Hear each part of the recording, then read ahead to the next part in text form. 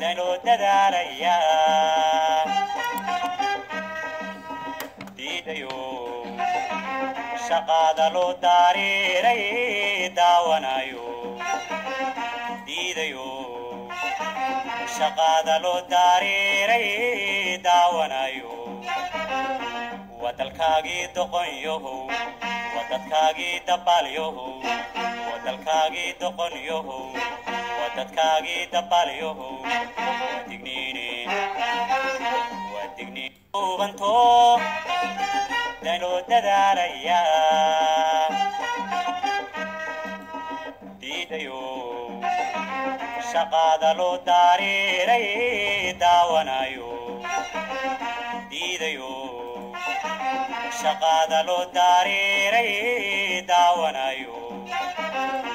ودلكاغي دقنيو وددكاغي دباليو ودلكاغي دقنيو وددكاغي دباليو وهاجك صاحب يال صباح ونكسن دونيدا ميل والبود إنك مقليسان أنكو إذن جعلي إنكو نوح موقبة وديار جروب برامج كصباح ونكسن وساك حمبارسن هوي صوماليات أو أوينيسا هوي صوماليات أو عليسا هوي صوماليات أو أي كم وقت مرجو أدوين هوي صوماليات أو فرين أدمودو مركز دقيستو إن أد لمرجون يسوه هذا أمريسي مدحض قرنك فدرالك صوماليا قارهان مدحونها صوماليا محمد عبد الله فرماجو هوي ذو أوين تكب حيساب إياه عبشر ذو سيداي تحيي أي نبرامج كوي جدو ناو ديار جروب صباح ونكسن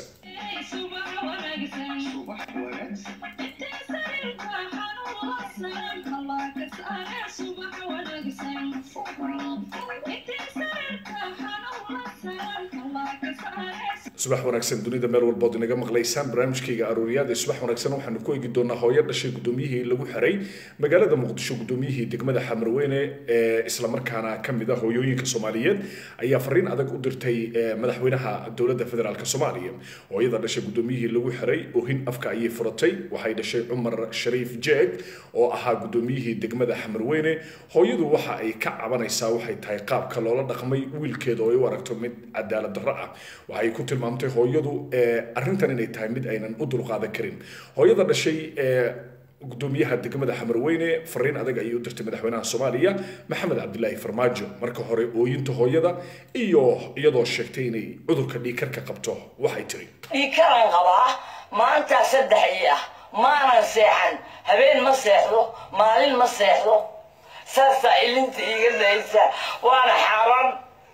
وانا واحد شرعي إسلامك أنا أقولي ساسا إلنت إيجاديسا وانا حرام وانا واحد شرعي إسلامك أنا أقولي ooyinta hooyada inta kaliya maaha waxay weydiisay madaxweynaha Soomaaliya sababta rasmiga ah ee wiilkeedu u xiran yahay su'aal adag ayaa jirtay oo hooyada ay Maxamed Cabdullaahi Farmaajo weydiisay magaaladan horta marka ugu horeyso hooyo waxaan ku weydiinaa federal miya مسوى مقالو عن دولة لهين أو فدرال هين أو واحد عن لأقول مياه هاي سؤال شخصاً ويدينا أدور عليها hooyadu sidoo kale waxay isweydiisay maadaama federaalka lagu maamulo wadamo Mareykanka ay kamid yihiin waxay la yaabtay CNN-ka waxay ka daawataa mar waliba iyadoo loo gafayo madaxweynaha Mareykanka Donald Trump iyadoo oo mar walbana fariimo adag loo diro madaxweynaha Mareykanka had iyo jeerna loola hadlo si Allah iyo sidii la doonayo hadduu Maxamed Cabdullaahi Farmaajo wadanka uu federaal ku dhaqayo waxay hooyadu la yaabtay maxay tahay sababta qofka marka uu runta ka hadlo loo xirayo wadanka miyuusan federaal ahayn mar labaad hooyadu waxay iftiiminaysaa arrimo quseeya arrimahaasi oo badankood la isweydiinayo waxay tiri maamo dawladda markay federaal tahay waad aragtay CNN-ka Trump waa la caynooyaa habeen kasta aniga waa fiirsadaa okay sidee waxay hooyadu la yaabtay Donald Trump oo la caynayo oo waxba u arkaynin CNN iyo Maxamed Cabdullaahi Farmaajo cidii u gafto sababta loo xirayo waxayna isweydiisay wadanku ma federaal buu ku jira mise waa wadan military oo awood lagu haysto waxa kale oo cajaa'ib ahayd hooyadu waxay qabtaa mid kamid ah cudurrada halista ah waxay tiri dhiigkaran qabaa maanta saddex maanan seexan habeen ma seexdo maalin ma seexdo saasa ilinta iga daysa waana xaaraan وانا واحد شرعي إسلامك أنا أقولي hooyo inay oyso sharciga islaamku muxuu ka qabaa sidoo kale hooyada oynaysa intee in la eg bay Soomaalidu la xanuunsan kartaa hooyadu waxay leedahay cadaalad darro ayaa wiilkayga loo haystaa waxay tilmaamtay in dawladda federaalka Soomaaliya aysan wax isxaana u sameyn gudoomiyaha degmada Xamarweyne oo ah wiil ay dhashay hooyadaasi Soomaaliyeed haddaba fariin adag ayay u dirtay madaxweynaha Soomaaliya mudane Maxamed Cabdullaahi Farmaajo calaalka ooyinta iyo baryootanka hooyada ka baxaya ayaan wada dhageysan doonaa bismillaahi raxmaani raxiim marka ugu horeyso waxaan ku salaamayaa salaanta muslimkaan ku salaamayaa Maxamed Cabdullaahi Farmaajo hadda tahay madaxweynaheena qaaliga ahaayo waxaan ahay Cumar hooyadiis oo dhashay Cumar Shariif jeeg oo gudoomiyaha degmada Xamarweyne ahaa hooyo waxa weeye Cumar Shariif mishina loo dhigay mishinkana waxa u dhigay ninka xisaabiyaha ka ah dawladda hoose ninkaas oo inta ka hor yiri lacagta bulaacada hala siiya masaakiinta markii la dhahay ma la siinayo dhaana sheeran ka raba dadkii wili lacagta lama siinin waxa dhacday ninkii marka magaaladan horta marka ugu horeyso hooyo waxaan ku weydiinaa federal miya mise waa magaalo aan dawlad lahayn oo federal ahayn oo wax ay tahay aan la aqoonin miya hooyo su'aashaasaan ku weydiinaa adoo raalli iga ah qofka la hadlayo madaxweynaha Soomaaliya Maxamed Cabdullaahi Farmaajo fariintan madaxweynaha ku socota hooyada Soomaaliyeedna waxay la yaabtay wadan federaal ah oo qofkii hadlaba xabsi lagu tuurayo wadan federaal ah oo qofkii hadlaba loo agajuglaynayo wadan lagu tilmaamay inuu yahay federaal oo qofka qori caaradii loola dhaqmayo waa sababta keentay hooyada inay fariin su'aal ay weydiiso madaxweynaha Soomaaliya Maxamed Cabdullaahi Farmaajo hooyo halka ka sii wada aan dawlad lahayn oo federal ahayn oo wax ay tahay aan la aqoonin miya hooyo su'aashaasaan ku weydiinaa adoo raalli iga ah teeda labaad maama dawladda markay federal tahay waad aragtay CNN-ka Trump waa la caynayaa habeen kasta aniga waa fiirsadaa okay sidee ku dhici kartaa nin xaq ka hadlay ee wadankeenii aan wanaagsan yiri corruption-ka hal la daayo ee dhul xoog ah awood loo sheegtay inta dadkii kale oo aan waxba camera iyo waxba laga duubin oo aan la geynin maxaa ay qoladan warbaahinta oo isaga markuu galay oo hadalkiisa uu qaadanayay tookadiisa ahayd ayaa waxa la hoos dhigay telefoonkii wuxuu ku hadlay waxay ahayd wadankeena aan dhisno corruption-ka aan iska dayno booliiska ma shaqeeyaan hooyo aniga ilaahay oo furanaya cimriga aan ku jirana waa cimri aan yareen Cumar wiilka weynaan dhalay alla wuxuu igu ogahay oo rasuulku igu ogahay in aan aniga checkpointiga aniga aan deganahay mootada lacagta laga qaado ani markaan alaab watana la ii diiday alaabta inaan mariyo ilaa aan lacag bixiyo saldhiga laba qofood haday isdiraan oo la xiro labada qofood mid ka lacagta haysto waa laga qaadaa kan kalena wuu iska xirnaanayaa hadda waxay saldhiga wuxuu ku fiicnaaday Siciid markii la keenay looma fiirsanin booliiska yani sidaan u naqaan annaga anshaxa booliiska ma yaqaanaan waa dad mooryaan ah waa dad ilaahay aan aqoonin waa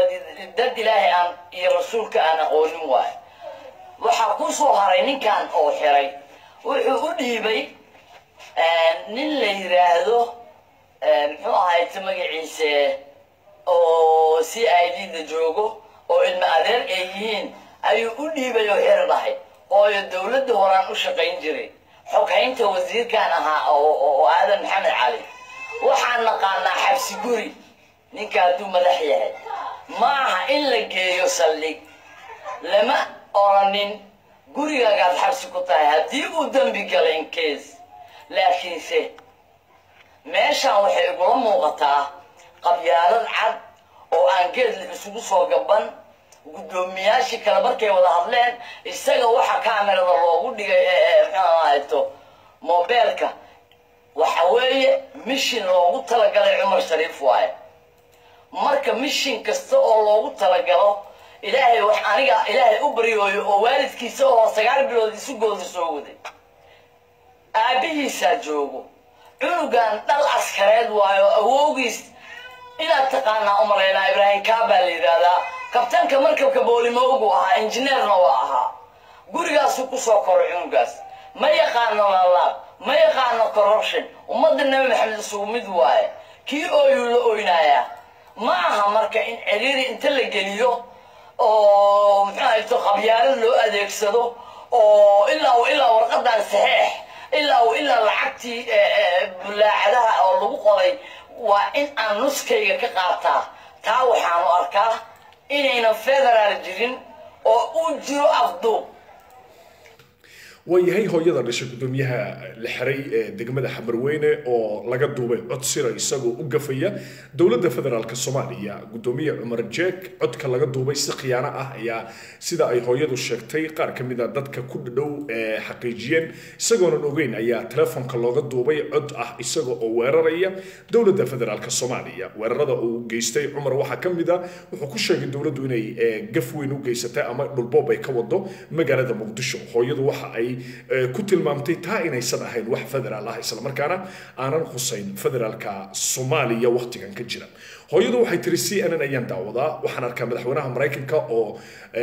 la dhaliilayo laakiin waxay tiri isma waafaqayso waa sida hooyadu hadalka u dhigtay in Maxamed Cabdullaahi Farmaajo markii la dhaliilo xabsiga iyo jirdil iyo hanjabaad uu qofku la kulmo waa sida hooyadu hadalka u dhigtay hooyadu waxay qabtaa mid kamid ah cudurrada halista ah sida ay sheegtana waxay tiri cudurka dhiigkarka ayaan qabaa dhiigkaran qabaa maanta 3 ah maanan seexan habeen ma seexdo maalin ma seexdo saasa ilinta iga daysa waana xaaraan wayahay salaamu calaykum subax wanaagsan عليكم السلام ورحمة الله وبركاته صباح ونحسن عبد الله بروان soo dhawow hooyo oynaysa waxaad ka mid tahay dadka arrimaha xuquuqda bini'aadanimada iyo tan insaankaba u dooda runtii waxyaabaha yaalla miiska waxaa ka mid ah hooyo Soomaaliyeed oo dhashay gudoomiyada degmada ayaa leh waxaan qabaa cudurka dilaaga ah cudurkani qofka haddii laga caraysiiyo wuxuu la kulmi karaa inuu geeriyoodo hooyadu isla markiiba inta ay fariinta wado waxay jireen saasa ilinta iga daysa waana xaaraan hooyo in laga oysiiyo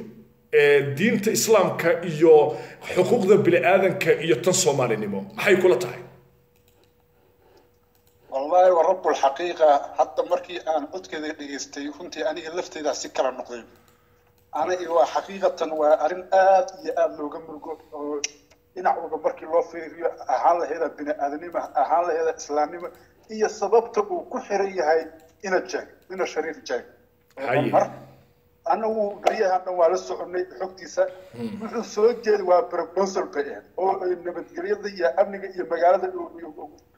دقمة القدومية كي هو نكسر ما أهين حقنا ما شرطنا ما دولة لماذا اللي قفلها يا مدحوينا فرماجو وبلان قاعدة هادينو كوربشن ضد الرجل إنه لو أن أوردر ودم حكومة مراي أو شرط واحد بكسرين أو ديمقراطية وكيمة وحيور دان واسكو فرصة وحنا عصنا هويداس وسيده u ilmeenaysan rabadida ula ilmeenayna ummadda Soomaaliyeed ina arintan waliba reer Muqdisho ay ka didiyaan ka gidgishaan ninkaasna sida ugu dhaqsiyaha badan wayahay inta aadan Cumar Jeeg u guda galin hooyadu waxay qabtaa sida ay sheegtay cudurka la yiraahdo dhiigkaran qabaa qofka markuu dhiigkar qabo laga naxiyo ama laga xanaajiyo mustaqbalkii nolosha qofkaasi maxay noqon kartaa saddex arrimood ku imaan karta inuu baralaas uu noqdo oo adiga maskaxda intuu dhiig uga furmo ee dhinac dhanba ay qalasho iyo xataa uba geeriyo taba iyo in ayba xataa wadnaha uu ku dhuftay iyo in dhiigkarka hadduu uu markaan uu 140 uu ku laalaabanayo uuba sii laba kaclo oo mar walba uu noqdo difeeto mar walba ku taagan oo ilaa iyo 180 oo kor uba gaaraba 200 iyo ziyaado marka حقيقة مركي أرنتان حتى أو نيكا وياهي تن هويدا كليا ربا إن وحي كدول استاغو runtii dad fara badan ayaa hooyo ilinteeda macnaheeda aqoon waxaan rabaa inaan markaan ku weydiiyo Cumar Jeeg waan u soo noqonaynaa hooyada waxay tiri cudurkaasaan qaba kadibna waxay tiri saasaa ilinta iiga daysa waana xaaran. hooyo oynaysa qof ka dhagaysanaya maxay kula tahay? dadka qaarkii ayaa hooyo ilimeynaysa fari ka dhigta, dadka qaarkii baa hooyo ilimeynaysa u qaata arrimo siyaasadeed. bal si kooban hooyo markii ay aynayso ay fariin dirayso maxaa la gudboon shacabka? waxaa la gudboon shacabka in ay si ficil ah uga jawaabaan. hooyo xaqeedin ruuxii yaqaano oo bini aadan ah oo islaam ah oo damiir ah og hooyo waxa ay tahay. hooyo adduunka waa ka midaysa waxa kaliya adduunka wadaajiyo oo isku xiran waxay tahay waa hooyo. ruux kasta oo sankuneefle ah sankuneefle xataa xayawaan allah ka dhigo hooyo qiimeedu waa ogyahay. ruuxa aan hooyo waxa ay tahay aan garanayn. hooyo laga ilmeynaysa oo laga ilmeysiiyo oo weliba xaqdara looga ilmeysiiyo ruuxii la ooyi waayo oo weliba ficil uga jawaabi waayo ruuxaasi xataa xayawaanku kasii jirta anu aan qabaabo. aan usoo laabto marka su-aasheeda kale. madaxweynaha soomaaliya su-aal bay weydiisay. su-aashaasi waxay tahay isla iyada ayaan rabaa inaan dadka ku duwo su-aashay madaxweynaha weydiinayso. bal eeg magaaladan horta marka ugu horeyso hooyo waxaan ku weydiinaa federaal miya mise waa magaalo aan dawlad lahayn oon federaal ahayn oo wax ay tahay aan la aqoonin miya hooyo? sababta ay su-aashaasi madaxweynaha u weydiisay waxay tahay maamo dawladda markay federaal tahay waad aragtay CNN-ka Trump waa la caynayaa habeen kasta aniga waa fiirsadaa. su-aasha marka waxay isweydiinaysaa sababta keentay Donald Trump in qofka jooga Mareykanka uu sidoo doono su-aal u weydiiyo laakiin lama xiro qofka Mareykanka markuu joogo. maxay kula tahay sababta dawladda federaalka Soomaaliya qof waliba oo dawladda dhaliila, qof waliba oo dawladda tusaaleeya ama madaxweynaha fariin u dira ama xukuumadda Xasan Cali Khayre haba yaraatee wax ka sheega hadday ciidamadu awoodaan waa la xiraa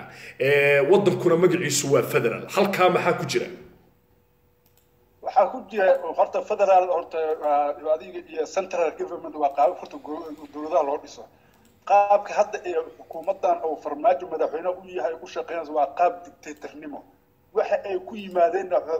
muruq iyo askarinimo iyo militarinimo iyo ma ahana dimuqraadiyad bay ku yimaadeen. Mareykankan ay hadda hooyadu ay sheegayso ay si aan ka daawato dimuqraadiyad ku dhaqma iyo dastuur. markaan dastuurkii ay shalay ku yimaadeen iyo dimuqraadiyad ay shalay ku yimaadeen ayaa looga baahnaa inay sii xoojiyaan. waa nasiib xumo maanta in ayagu aan meel la gaarsiisnayn oo aan wadooyinka muqdisho ammaankeeda sugi karin inay dictatornimo intay ku dhaqmaan oo weliba ruux ayaga u shaqeyn haddana ay ku xiraan fikir u soo jeediyey. Cumar Shariif waxa uu soo jeediyey waxay ahayd oo biniyan ayaga anfacay oo corruptionka la dirin ay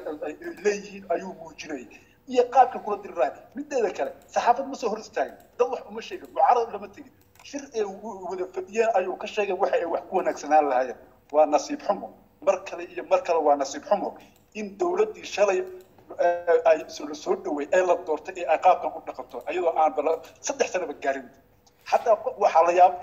مركز لو فيلم nimanka حتى waa niman oo jikeedara lagu sheegay oo dad oo wax barta lagu sheegay waxa lagu sheegay dad hadda oo dibadaha ka yimid oo yaani dimuqraadiyadda waxa tahay sharciga oo lagu dhaqmo waxa tahay garanayo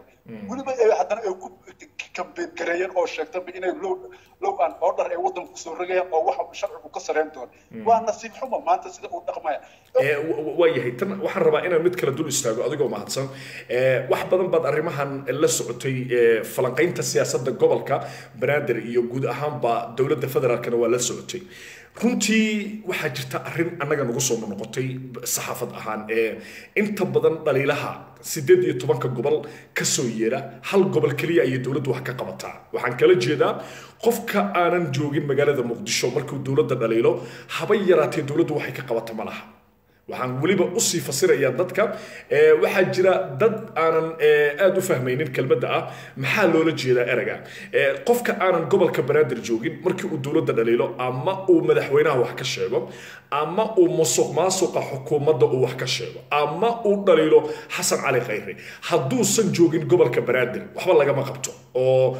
waa xor oo aragtidiisa xor buu u yahay. qofka gobolka banaadir jooga awoodihiisu waa ay ku yar yihiin in uu dhaliil soo bandhigo inuu musuqmaasuq ka hadlo waxaa ka mid ah siyaasiyiin hadda cumar jee ka caansan ayaa dhibaato loogu geystay magaalada muqdisho waxaa ka mid ah cabdiraxmaan cabdishakuur oo dhaliilo uu shiro jaraa'id uu qabanayo ayay dowladdu weerartay dad badan baa weli loo cagajuglaynaya arrinta ugu yaabka badan oo 24 saac la soo dhaafay la ii soo diray waxay ahayd waxaa laygu yidhi maxay tahay sababta uu xasan sheekh maxamuud u yimid magaalada muqdisho oo xasan ma brazil ba xasan ma UK u dhashay xasan sheekh ma wuxuu u dhashay maraykan miyuu muqdisho u dhalan miyuusan soomaali ahayn dad baa marka waxay leeyihiin sababta uu xasan u yimid waa qarandumis iyo waa arrimo la xiriira inuusan hadda diyaar u ahayn Soomaaliya inay cagaheeda ku istaagto mar kale marka waxaan rabaa bal inaan ogaado aragtidaadana aad qayb ka qaadato oo fikirkaaga ka dhibato qofka gobolka banaadir jooga maxay tahay sababta keligii dowladnimada loo dareensiinayo oo qofka aan gobolka banaadir deganayna uunan dowladnimada waxba kala socon sababta kuu sheegay cabdillaahi horta dadka muqdisho jooga lama dareensiinayo dowladnimada waxa ay tahay waxa la dareensiinayo dowladnimada ee doorteen waxa ay tahay dowladnimana kama jirto muqdisho runtii xasan sheekh markuu imaanayo runtii anigu waxaan aaminsanahay farmaajo wuxuu wax ku noqdo waa xasan sheekh ay ahayd ka daro dibadal aa qabsatay soomaalida muqdisho waxaa ka jira waxay tahay sharciga muruqaysiga iyo sharciga duurjoogta oo ruuxba ruuxu ku xoog badan yahay inuu dilo ama cuno ay tahay muqdisho shacabka ku nool dhinac waxaa ka haysta al-shabaab oo waxay doonaan ka sameeya ruuxay doonaan bistood u qora ruuxay doonaan xirta ruuxu doonaan waxay raba ka sameeya dhinaca kale isla dowladii kuwa sheeganaya waxaba aan oran kara muqdisho waxa isku haya waa laba shabaab bis oo aan wax sharciya oo xira aysan jirin laakiin waxaan rabaa mid yar inaan dul istaago taageerayaasha nabad iyo nolol waxay ii soo qoreen xasan sheekh xamar wuxuu u yimid qarandumis muxuu ka soo doonay magaalada muqdisho waa kelmadaha inta badan laygu soo celceliyey oo laygu yiri sababtu muqdisho u yimid waa qarandumis marka waxaan isweydiiyey xasan hadduusan muqdisho imaan xasan ma inuu UK tagay ahayd ma inuu Mareykan tagay ahayd ma inuu Kenya tagay ahayd maxay tahay sababta loogu diidan yahay qofka gobolka banaadir jooga inuu gobolkiisa ku soo laabto sababta loogu diidan yahay qofka gobolka banaadir jooga xorriyatul qowl inuu ku hadlo sababta loogu diidan yahay qofka inuu wax dhaliili karo muqdisho jooga maxay kula tahay qofka aanan muqdisho joogin waxa ka dhigaya xor qofka muqdisho joogana ku qasbaya in hooyada deganna ay oydo aabaha deganna oo gablamo wiilka dhalinyarada ah muqdisho deganna qori caaradii bajaajka looga dhaco lagu dhibaateeyo qaraxyaduna ay socdaan maxay kula tahay horta nimankan aan nabad iyo nolol u taqaanid aniga horta cadaawad iyo colan u aqaano waa niman oo musiibo ah oo ummadda loo soo diray xasan sheekhna waa muwaadin oo madaxweyne ka soo noqday Soomaaliya oo waliba soo maamulo oo qaab nadiif ah oo dimuqraadiyadda waxa tahay ninkina bareebo waayo oo asoo wax walba lagu sameeyo wax badan laga sheegay haddana wadankiisii joogo qosol iyo farxadna ku dhameynay in kasto dambiye uu galay dambiyadu uu galana ay farmaajo ku yimid nasiib xumada marka dadkan muqdisho haysta waxay tahay muqdisho abayaadiina Soomaali oo dhan dowladnimadooda waxa isku bedelaya dad aan haba yaraatee aan dowladnimo iyo damiir dadnimo aan midnaba ku jirin oo aan garanayninba waxa ay ummadda u hayaan ha yeesho xasan sheekh muqdisho waa imaan karaa umana imaanin inuu dowlad dumiye in uu shalay khaladaadkii uu galay waxay ka gashayba inuu maanta damac yeeshay wuxuu isku arkayba in shalayba asaga laga gardarnaa oo asaga ninkanba ka fiican yahay aniga marka waxyaabaha isweydiiyo waxa ugu horeeya Soomaalidu goormay heli doonaan hogaamiye goormay heli doonaan oo u dhigma Nelson Mandela iska Mandela shishabe iska dhaafay u dhigma على كل حال وحنا قصفية مكرنا سومالي والله وإلهي وحنا رجينا إنه بفرد أفرو أو أصل صار ضمن نظيفة أو أصل صار أو إلهي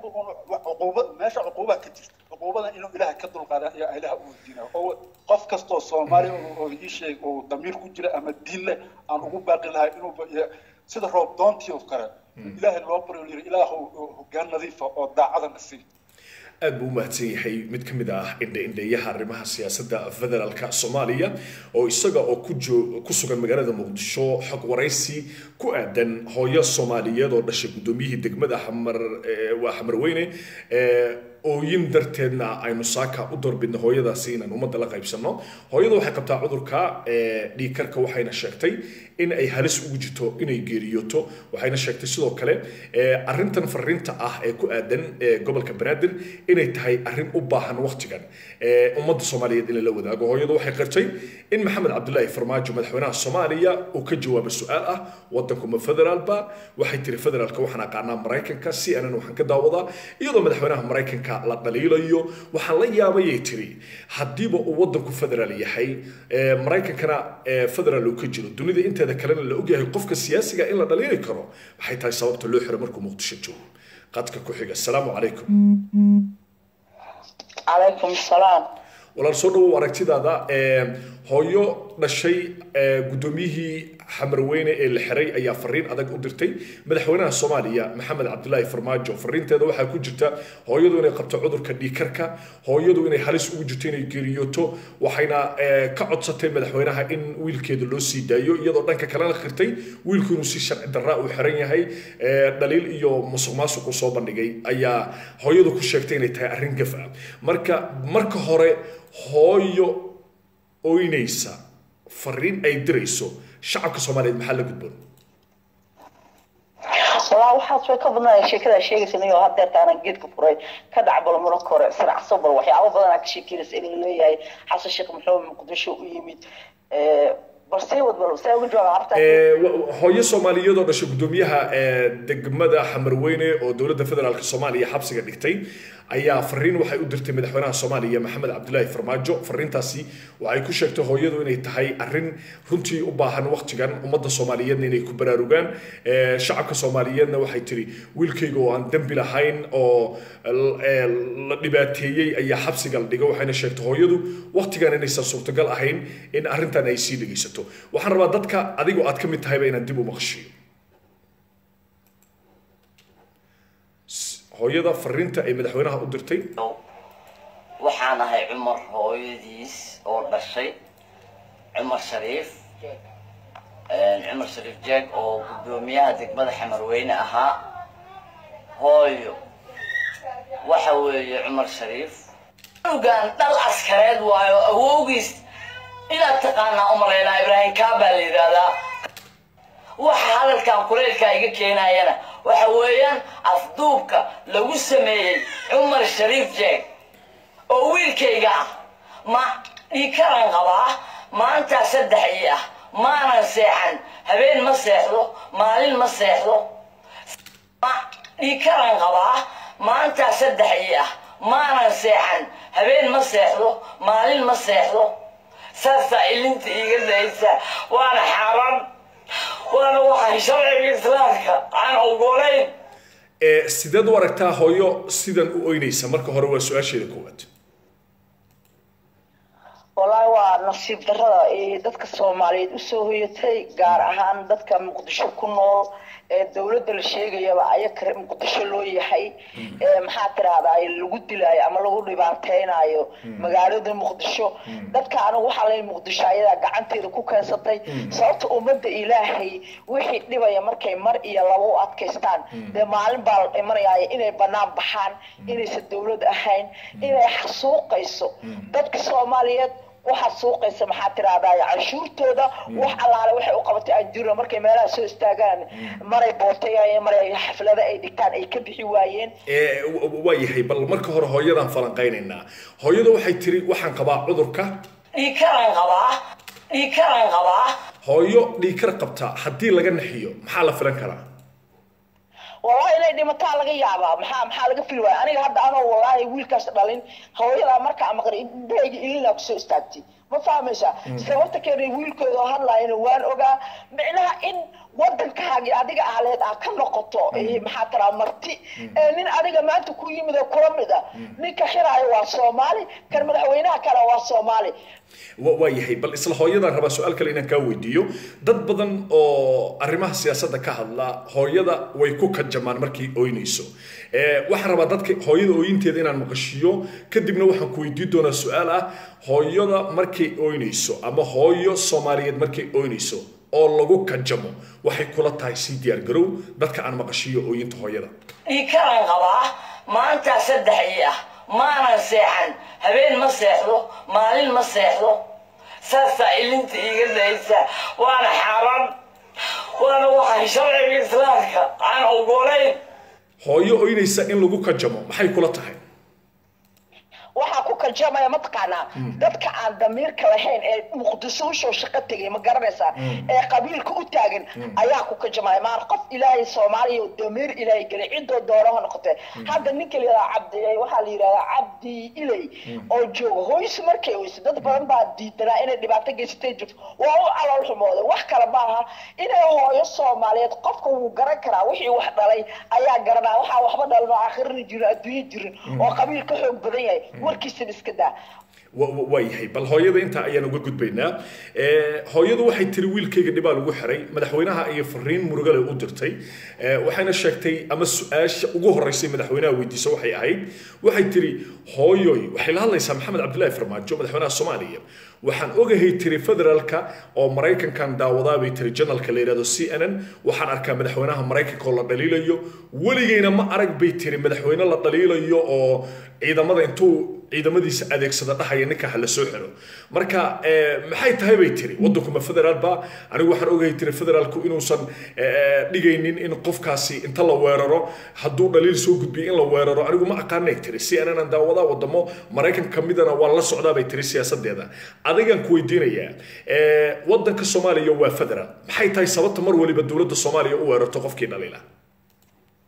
walaal waddanka Soomaaliya federaalka asheegisa markuu xagga iskaga tuuro waddanka Soomaaliya waxa lagu qaybsaday 1.4 nin kasta qabiil buu ka soo jeedaa kursigiisana wuxuu u fadhiyaa qabiil wiilkan degmada Xamarweyne la siiyay qabiilnimadiisa iyo jufadiisa ayuu ku helay ee banaanka loogama keenin ma garatay xaqna oo malaha nin asaga qabiil kuugu fadhiyo inuu kuugu yimaado qabiil kuugu dilo waa dimuqraadi la gaaro Soomaaliya hal gaar dimuqraadiyada la sheegaa darashada ka tuur see ku dhici kartaa nin Soomaaliyeed oo xaq u leh baarlamaanka markay dadka fadhiyaan 1.4 ma lagu fadhiyaa mise waxa lagu fadhiyaa dimuqraadi 4.5 hay oo dhameeyay xukuumta ilaahay ku afritobanka jafka sii dhameeyay maartay ayayna ku dhaqmin adeer Soomaaliya maanta waxay ku dhaqantaa qabiilkay ku dhaqantana waa ku faraxsanahay sababta keenaysa hal baab la moodaa leeyahay ummad ilaahay in lagu xaqiro oo la yiraahdo waa foor oo way dhimayin qofka aqli badan oo ka dadnimo badan ma garanaysa dawladda la galay tahay ayada ay saartay wiilka waxa u maleynaa qowayga inuu raaxo marka soo jeedo wadaaba cidoo doonaa ka soo jeedo waa nin Soomaaliyeed Xamarweyne oo ku dhashay xaqbuur buu leeyahay waxaan igta farmaajo la sheegay inuu uga xaq badan yahay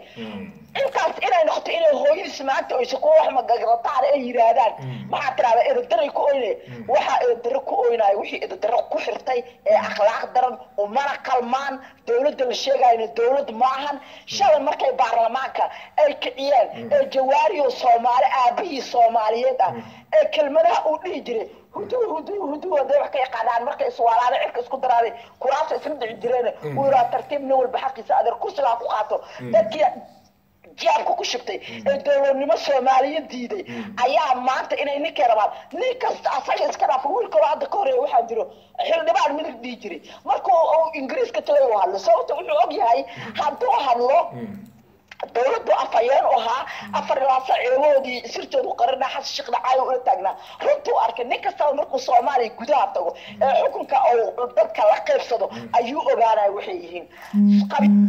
waayahay su'aasha kale aan rabo inaan ku weydiiyo waxay tahay dawladda Maxamed Cabdullaahi Farmaajo madaxweyne ka yahay tan iyo markii la yagleelay waxay xisaabtan ula fariisatay dadka degan gobolka kaliya waxaan kala jeedaa gobolka Banaadir Soomaaliya 18 gobol bay leedahay qofka aan gobolka banaadir ku noolayn haddii uu dowladda dhaliilo wax dhaqdhaqaaqa dowladda uma samayso sooma qabato sharciga ma hor keento siyaasiga iyo qofka dhalinyarada ah ee reer muqdisho markii uu haba yaraatee dhaliil soo bandhigana xabsiga la dhigaa keligii maaha Cumar Jeeg ninkan Xamarweyne hogaaminayo habta xabsiga ku jira waxaa kamid ah rag siyaasiyiin oo caana ayaa farac jala ku fakaday qaar baa Facebook kaliya ku eg oo aanan awood u lahayn inay warbaahinta la hadlaan oo ka soo jeeda gobolka banaadir marka maxay kula tahay sababta keenaysa qofka gobolka banaadir kaliya ku nool in ay dowladnimadii la dareensiyo oo la cajajuubo oo la xiro oo ciidamadii lagu dalbo qofka aan gobolka banaadir deganayna dowladdu ay dhagaha ka furaysato maxay kula tahay walaa waxay tahay kolka waxaan gobolka banaadir ahayn uma tarisaniyo waa koow oo qaaday u talin lahayd bay war ahaan lahayd labo waxa aad iyo farxad aniga iigu ah ama dadka Soomaaliyeed aniga aydiyadeyda qabo ka ilantaa midkaana in waxa ay yaxtagaa la yiri eelrib inaana maanta kala loo sabcin doonin farmaajo noociisa ma garanaysaa inaa loo sabcin doonin fikaaga diidan in loo sabcin doonin nin aan Soomaalimada qayb u ku leeyahay aysan jirin farmaajo dhigaha malaha nin aan cunta taabta ma ku jiro adeerkaama dhagayri farmaajo waxa dhacaya wuu maqlaa hadda maalin dhaweyd waxyaabaha iga yaabay shal maalin daraadu soo galay soo socdo wuxuu u tagay meesha la yiraahdo degmadii hodan ayuu tagay war muqdisho ayadoo ka dhacayso badda ku dabaalanayay muqdisho ayadoo ka dhacayso wuxuu maxaa tiraahdaa baloor ku ciyaaray muqdisho tii ugu darneed ayadoo ka dhacayso wuxuu aadayay wiilal yar oo lahaa baloor ciyaarayo islaanta qadijo soo aruursay oo magaalada muqdisho xataa ilaa fiyoora ordaya bakeeri biya loo waayay ayagoo cagacad hooyooyinkood in laga soo sasabtay ma garanaysaa marka taas hadda inuu degmada uu tago maxaa ku kalifay libaaxi baa jooga ninkii dhisay jooga dhulka ninkii u jiirnaha jooga dadka dhacay xasan shiikh soo muqdisho ku imaan kara xasan shiikh asalaba wuxuu qabta aan jirnin oo muqdisho soo galay saas uga jareynaya muqdisho waxay uga jareynaya xasan waa ninka ayadoo inuu dhisay maxaa tira hub iyo xoolo iyo hanti waxay leedahay ku wareejiyo ayuu ahaa farmaajo waayahay su-aasha xasan waa usoo noqonaynaa hooyada Cumar Jeeg dhashay waxay qayb ka tahay hooyooyin horey u ooyey hooyo ooynaysa muqdisho kuma cusbo halka gobolada kale hooyooyinkooda aan loo ogoleyn inay ooyaan maxaa yeelay maamulada hadda ka jira dalka hooyo ku nool ooynaysa waa yar tahay hooyo ka soo jeeda galmudug oo ooynaysa way yar tahay hooyo ka soo jeeda Puntland oo ooynaysa way yar tahay hooyo Somaliland oo ooynaysa way yar tahay hooyo Jubaland ka soo jeeda oo ooynaysa way yar tahay hooyo Koonfur Galbeed ka soo jeeda oo ooynaysa way yar tahay maxay kula tahay hooyada gobolka banaadir mar waliba cataabka iyo dhibaatada oo ay ka mid tahay hooyada hadda ooynaysa saasa ilinta iga daysa waana xaram waana waxa sharciga islaamka aan ogolayn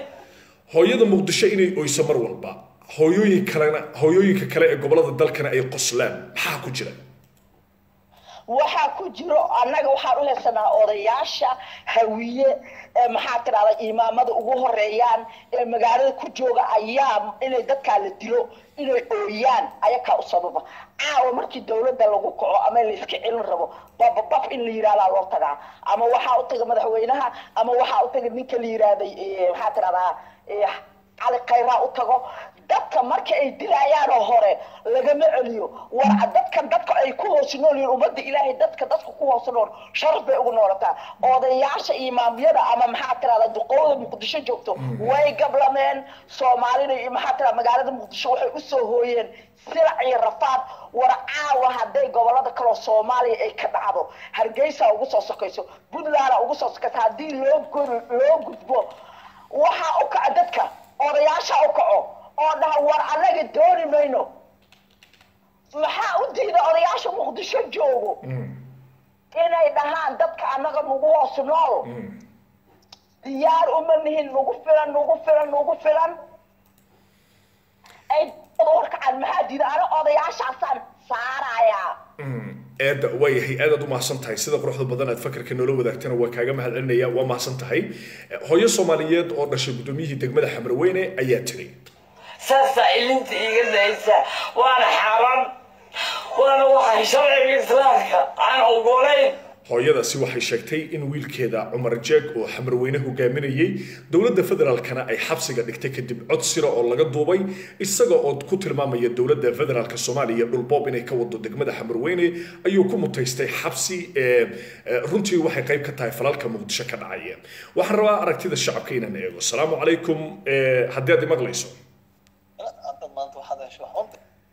salaamu calaykum haddii aad maqlayso ima maqla dhegeystaasi waa ka xumahay waan jeclaa inuu dhegeysto qofka ku xiga ayaan siinaya salaamu calaykum hallo السلام عليكم عبد الله aadan ku salaamaya gudoomiyaha dhalinyarada Soomaaliyeed ee South Africa Jirdo Xuseen Jirde subax wanaagsan صباح وناكسن عبد الله عادي هذا كان قاعد يسكورن boqolkiiba boqol inta aanan gudoomiye ku weydiin su'aasha ugu horeysa maanta waa 8 bisha 9aad ee South Africa waxa laga baqdin qabaa duufaano mudaharaadyo duufaano wata kacdoono ka dhana dadka ajnabiga ah oo lagu dhibaateynayo goobaha ganacsi ee South Africaanku Soomaalida ka boobayaan saaka cabsi xoogan baa ka jirta gobolka aan ku wada sugannahay aniga iyo adigaba mana jirto qof Soomaaliyeed oo maanta mari kara wadooyinka gobolka Gauteng haba ugu badnaatay magaalada Johannesburg iyo nawaaxigeeda oo wararkii ugu dambeeyaan helayo ay sheegayaan saaka qayb ka mid ah goobaha ganacsi inay dhibaato xoog leh ay ka jirto Soomaalidu saaka sidee ku waabariisatay gudoomiye عبد الله هرتا Soomaalida South Africa joogto aad baan u wada salaamayaa dhamaantood saakay jawiga uu inoo degan yahay Pretoria halka aniga aan joogay iyo locationadeeda group images oo WhatsApp oo la sameeyay oo xalay maana habeen horaata masaajidka shir aan ku qabsanay oo culimadii iyo ganacsatadii iyo jaaliyadaha Soomaaliyeed aan isku wada nimaday masjidka dhexdiisa oo aan group WhatsApp emergency iyo guddi 9 xubnood ka kooban aan halkaas aan ku dooranay oo ururka dhalinyarada uu ka mid yahay saakay waxaan ku waabariisanay akhbaar inaan kala qaadano oo group WhatsApp ka aan ku kala qaadano meel waliba ama Mamelodi ha noqoto ama Shishanguufa ha noqoto ama Hatfield ha noqoto locationada afarta Pretoria ku dhagan iyo magaalada waa la nabad qabnaa oo wax dhib oo hadda oo soo kordhay malahan cabsida way taagan tahay oo ilaa dooradii micnaha cabsida way iska jirtaa laakiin wax hadda saakay soo kordhay oo aan sheegi karna malahan umadu waayahay dhanka Pretoria caasimada dalka ka soo noqo nawaaxiga Johannesburg oo ay ka mid tahay xaafadda isku raranka oo dadka midabkoodu madow yahay oo aaminsan in qaxootigu oo dhibaato u geysanayo ganacsigooda oo kala jeedo deegaanka Soweto iyo nawaaxigeeda waa tii ay dhibaato xoog leh maalmihii ugu dambeeyay ka socdeen dhanka Johannesburg iyo nawaaxigeeda gudoomiye maxaad ka haysaa والله aad baa loo cabsanayaa oo wad ogsoontahay isbuuci la soo dhaafay maalmahan baa carqaladii Soweto ka jiray iyo boobkii dukaamada loo wada geystay saakay haddana way ku balansan yihiin oo dadku waxay leeyihiin cidi soo laabatay iyo cidi timaada wallahi dhibaatooyinkeeda aad ay u badan tahay Soweto dhankeeda insha Allah gudoomiyaha wareysigiisa oo dhameystiran daqiiqada kadib waxaad ka dhageysan doontaan page-ka Facebook oo xaaladaha South Africa aanu ku soo bandhigno gudoomiyaha waxaan ku wareysan doonaa daqiiqada kadib page-ka Somali Refugees in South Africa oo Facebook aad kala socon karto saaka wararkii ugu dambeeyay South Africa waxa jirta cabsi xoogan nawaaxiga gobolka Gauteng oo dhan dhibku saameyn buu ku leeyahay guddiga dabagalka arrimaha boobka iyo dhibaatayntuna waxay ku soo waramayaan dhibku inuu dhici karo daqiiqad walba ilaa laga gaarayo 2:10 duhurnimo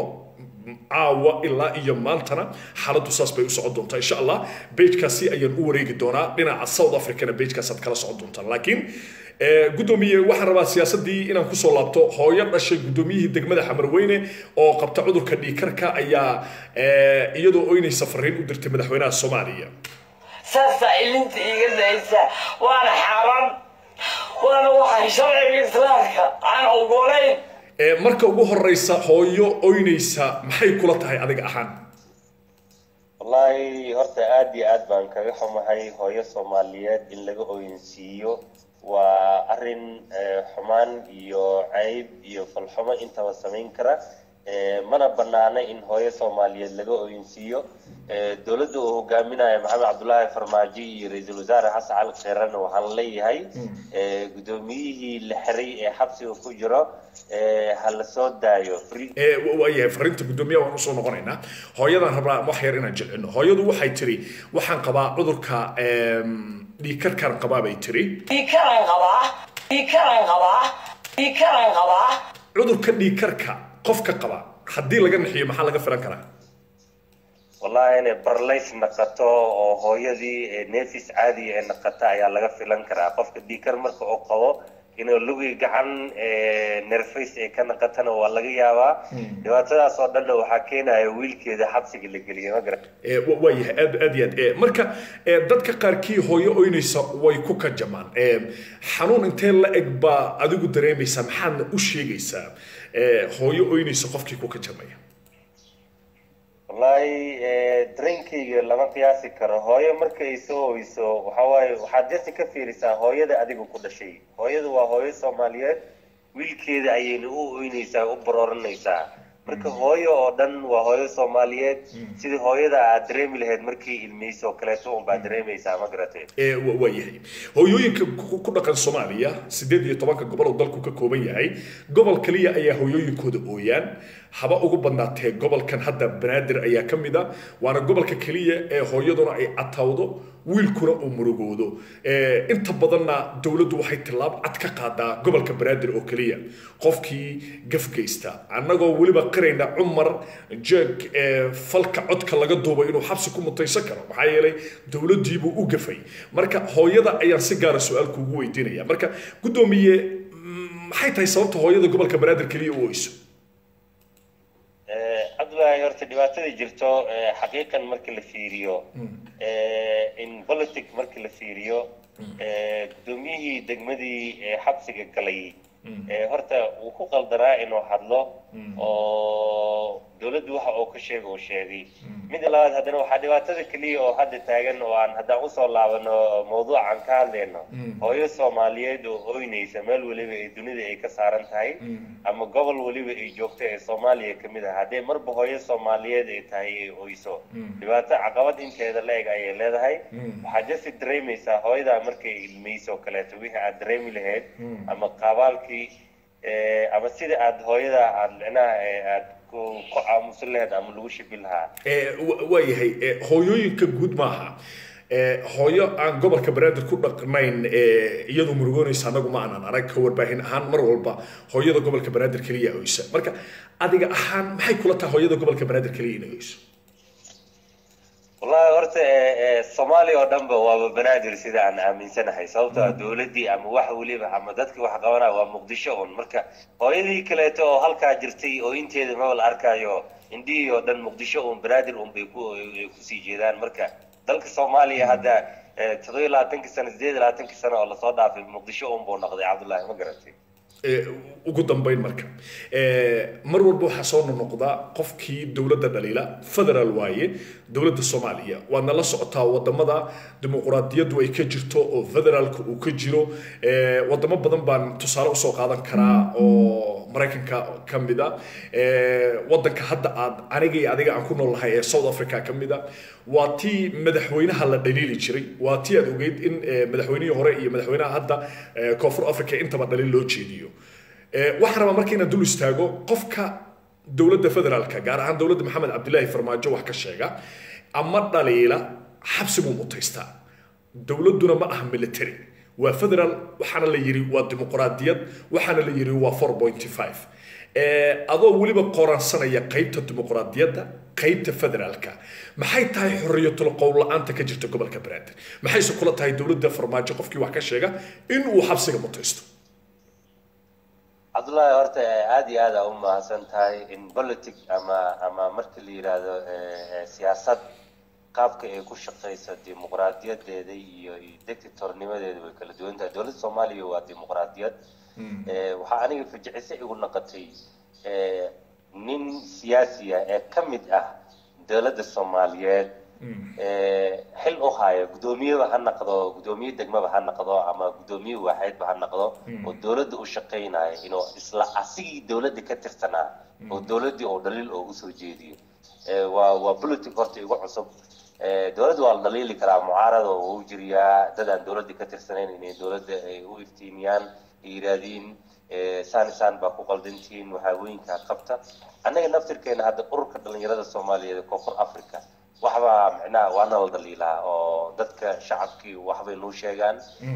ururka inta uu ka kooban yahay xubnihiisa waa wada shaqeeyaan oo dawladda waa la dhaliili karaa oo wax dhisan dawladda South Africa haddaad ogsoon tahay taabiin beeki madaxweynihii hadda Jacob Zuma ka horreeyay xilkiisa intoona dhamaysan ama madaxweynihii Jacob Zuma oo kan hadda ka horreeyay step down madaxweyne iskaga dagaalayay kursiga uu iskaga degtay sidii aadan Cabdullaahi Ismaan madaxweynihii hore Soomaaliya oo kale taariikhdii soo martay dadka dhahaya ama dadka u sheegayeen waa dad siyaasadda dalka inuu hagaagto doonaya laakiin dawladii dad ka tirsan oo isla dawladii hadana dhaliilaya horta maanan arkin oo waa كله وحى أو أدوناي ما دنا جوني وأسيق الله ما حلك لقى قاداي أو قدوميني هذا لقى قادا وكودي فعناي أنا إلى هذا معناه ما أنا بارين أو الباهين ترى ما نكوجا قدومي أنا كود دول مرية كلجي معها سياسة كستو جوجا قبل كبرادر أو كمدي هاي عبد الرحمن عبد الشكور كمدي هاي سياسيين دورة واحد ده حتى حسن شيخون ولي دقنقاقين أي حتى لقى بقدين قضاء أو دفاع لوجي جرا waxaan taa kala sii jeedaa wad ogtahay dhaliishu waa mid bannaan oo dimuqraadiyadda iyo federaalkuba ay qayb ka tahay Umar Jeek kaliya maaha rag badan baa noloshooda ka cararay oo gobolka Banaadir aan tagi karin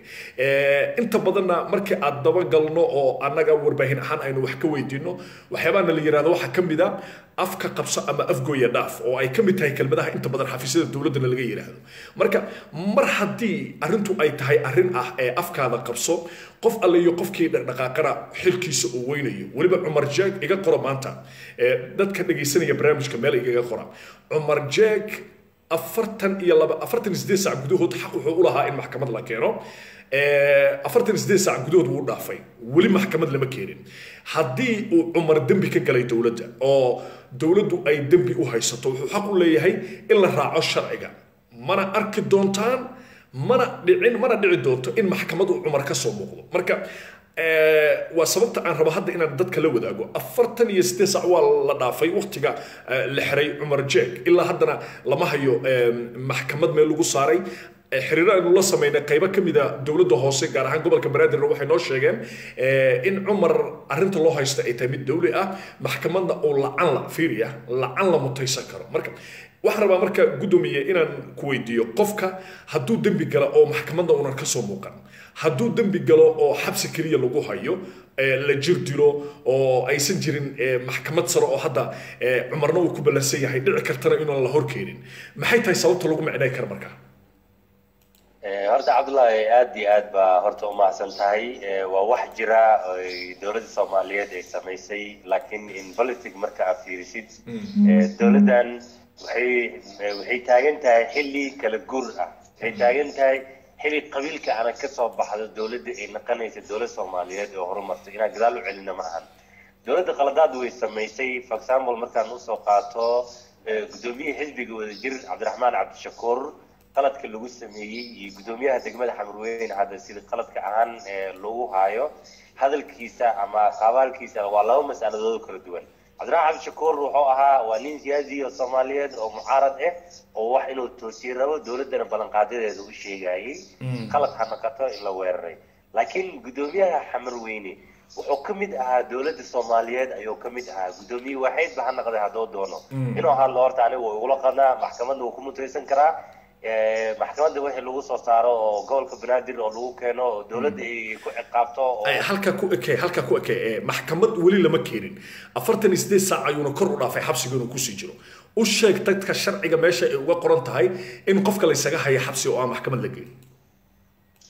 Cabdullaahi wallahi kulli horta constitution iyo rule baa u degsan maxkamaddu imaan doona waa la keeni doonaa waxaa laga yaabaa khamiis iyo jimco ayaa la soo galay waana fasax dawladda Soomaaliyeed sida aad ogsoon tahay maantana waa Saturday soo ma aha marka mas'aladiina maanta la keenaa laga yaabaa ayaana ka hor dhicin khamiistii iyo jimcadiina micnaha waa dowladda Soomaaliyeed nasiinay ku jirtaa wax shaqeynaya ma lahan aad iyo aad ayuu mahadsan yahay gudoomiyaha dhalinyarada Soomaaliyeed ee South Africa oo aan su'aalo dhowr ka weydiiyay arinta khusaysa ee hooyada Soomaaliyeed ee ilmeynaysa inta badan saaka waxaan wareystay xog ku aadan ama falaqaya arrimo siyaasadeed oo Muqdisho jooga sidoo kale waxa ila hadlay gabar iyaduna arrimaha dawladda federaalka daba gasha gudoomiyaha dhalinyarada Soomaaliyeed ee South Africa waan keenay nasiib darro doodu waxay noqonaysaa mid ku eg oo kaliya dadka arrimaha siyaasadda faraha kula jira telefoonada dhegeystayaasha ku jira waxaan leeyahay insha Allah barnaamijka xiga ayaad ka qayb qaadan doontaan intaana waxaan ku soo gabagabeynayaa barnaamijkii subax wanaagsan barnaamijkan mid lamid intaan ku kulmi doono waa Cabdilaahi Balwaan oo idinku dhaafay nabadgelyo subax wanaagsan